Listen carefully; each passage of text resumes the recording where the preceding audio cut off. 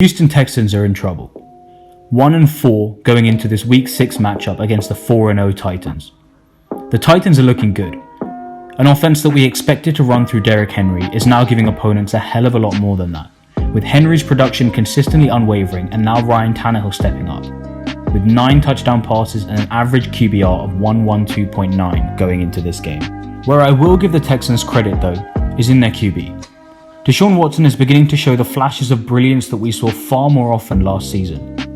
Now playing without DeAndre Hopkins, there's even more reliance on this 25-year-old QB to get this team into the playoffs again. Whilst this is beginning to look unlikely already this year, the play we're going to look at displays the quality Houston needs to see far more often from their man if they want any form of success from this campaign. This is Back to the Board, Episode 1. Let's run the film.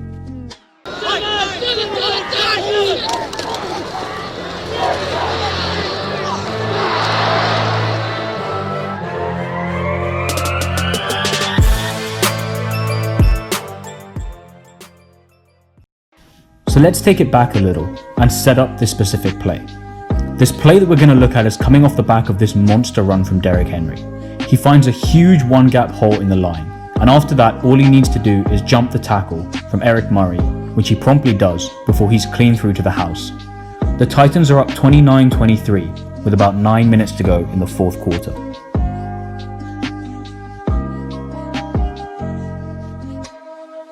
Watson's first play after the restart is a 22-yard throw to Pharaoh Brown, right deep on a pretty straightforward go route. This sets up 1st and 10 on the Houston 47, 9:37 on the clock. The play that I want to take a closer look at is this one. Watson takes this from the gun and launches a 53-yard bomb right into the lap of Will Fuller on the deep left of the field for a touchdown. It's a brilliant throw, placed exactly where it needs to be, and it's the perfect response after the Derrick Henry run that rocked them just a few minutes before. It's a great throw, but the way the defense is set up is almost perfect for these routes, and yet Watson still manages to find a man completely open on the other side of the field.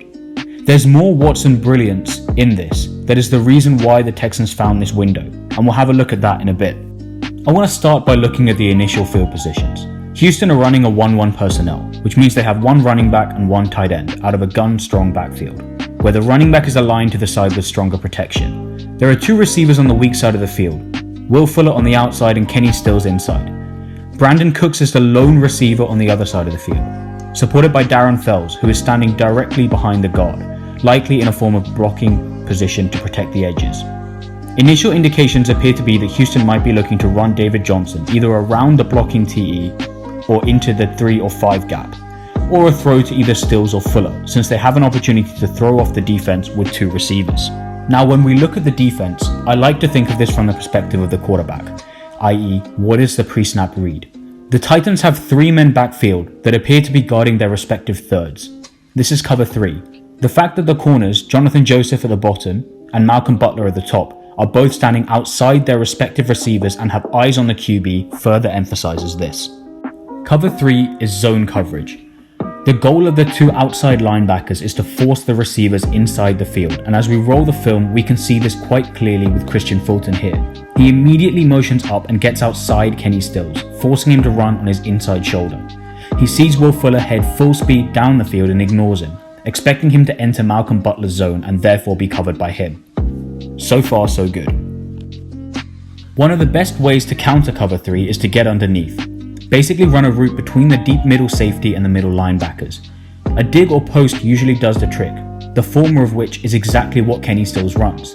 A good play call from Romeo Crennel, but this is where the Titans defense gets smart. As we run the film, we don't see the free safety, Kevin Byard, cover the deep middle third. Instead he moves forward into essentially a modified form of Tampa 2. This cuts off the underneath route. This is not an unusual play call for the Titans. I found videos back in 2018 where they ran exactly the same cover 3 that transformed into a modified Tampa 2 against the Patriots. I say modified because typically in Tampa 2 it's a middle linebacker that we see move backwards into that post or dig area, instead of the deep safety moving forwards. So we have Will Fuller running straight into Malcolm Butler's zone. We have Kenny Stills running what might appear to be a good route for cover 3, but gets covered by the safety buzzing down. And by the time Watson is pressured to make the throw, Brandon Cooks doesn't have anywhere near as much separation needed that would make Watson comfortable. David Johnson runs to the shallow, but by the time he turns around, Watson has a lineman directly in his view charging him down, so that throw can't be made either. The Titans have a response to every single route the Texans are running here. So how the hell does this throw even become an option? We gotta keep running the film. Malcolm Butler clearly notices Will Fuller charging into his zone and motions to follow him. But for some inexplicable reason he stops, faces the middle of the field and looks to be turning towards Kenny Stills as he begins to cut in. I watched this over and over again to try and understand why Butler does this. It's clearly not his assignment because Stills doesn't enter his zone and certainly isn't as far into his zone as Will Fuller is. I thought maybe Stills could be running some form of fake, where he runs parallel to the line of scrimmage and maybe breaks out behind Bayard. But this is still the safety's coverage, and without any obvious move down the middle from Stills, Butler still shouldn't leave his assignment. I thought maybe he sees Brandon Cooks motion inside first and thought he might need to give defensive support to the middle if Bayard suddenly has to handle two receivers. This seems slightly more plausible, but Cooks is still far away and doesn't appear to be finished with his route when Butler looks inside. Butler also doesn't appear to be looking at Cooks at all, but instead it looks like he has his eyes on Watson. There's another angle that I think explains what happens here. When we look at this video from the back, have a look at Deshaun Watson's head position. He's looking straight down the middle of the field.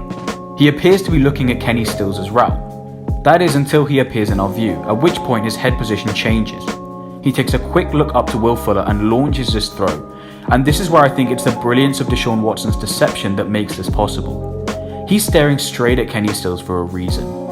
He's seen Kevin Bayard move upfield instead of going deep, so Watson knows, unless Stills can get separation, this route is a no-go. But he continues to look, and that's what Malcolm Butler sees.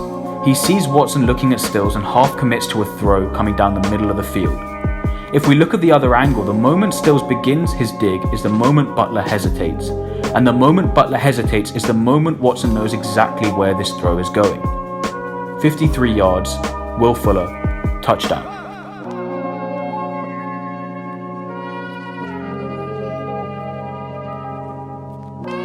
This is a play that, for all intents and purposes, should have resulted in a sack from the lineman with a clear vision on Watson, an incomplete pass with Watson throwing it to any one of the three receivers, or an interception. But instead, it's a blown coverage and a touchdown.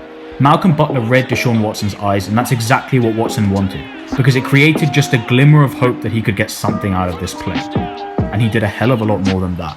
Thanks for watching this week's episode of Back to the Ball. If you enjoyed the content, don't forget to like, comment, and subscribe. Stay tuned for our new episode next week.